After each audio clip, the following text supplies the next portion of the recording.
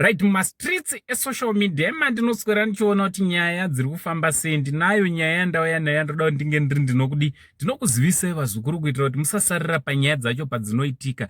So chiteerera kana uri munyowani pachannel penyu, aiwa mushandi wowu, you are welcome zukuru. Chibaya subscribe button, turn on your notification bell kuitira pega patinowinzawo patino uploada mavideos ndiwo unobva waziviswawo. Anditi ndichita zvokudii kwese kwamuri vazukuru vasekuru Saint.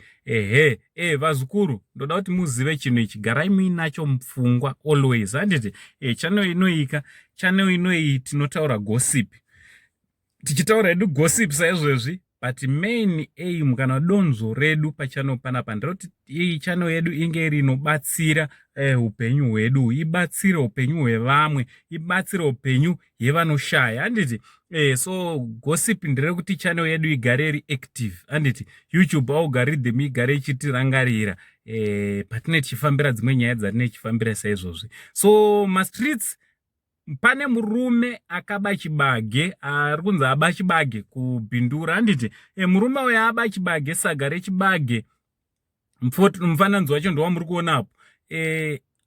Asvika mumba kwake akada kuisa saga iroriya pasi rikaramba kuburuka. Raramba rakanamatira nemunhu.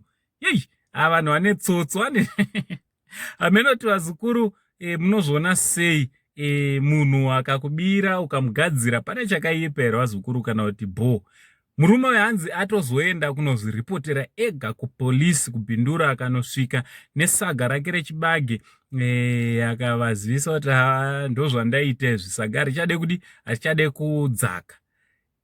Ndozviri kuitika izvo vazukuru. Vamwe aiti vanoti tsotso hakuna, idzi itsotso. Idzi handimirira kudzwa nemunhu kuti tsotso hakuna, idzi itsotso. Handiti so imi mameno munozvionawo sei vazukuru kusota vanhu vanenge vakubira? Because chokwadi, kutaura chokwadi, kuti chibage chizova mumba riri saga sezvozvoka, munhu anenge atorwa zvekuma 4-5 months even more, even 6 months achirima. Handiti vanhu tinongozotarisa patokanda mbeu pasi kusvika takohwa. Aiyo ko paakagadzira munda, paakadii, zvakawanda zvinorekwaiwa pakurima, kuti umwe munhu angozotora within some seconds otongojima otongoenda. Hameno munozvionawo sei vazukuru pane vanhu vanogadzira vanhu vanovabira? But ini mushonga wachoka sasekuru vanhu ndotoudawo.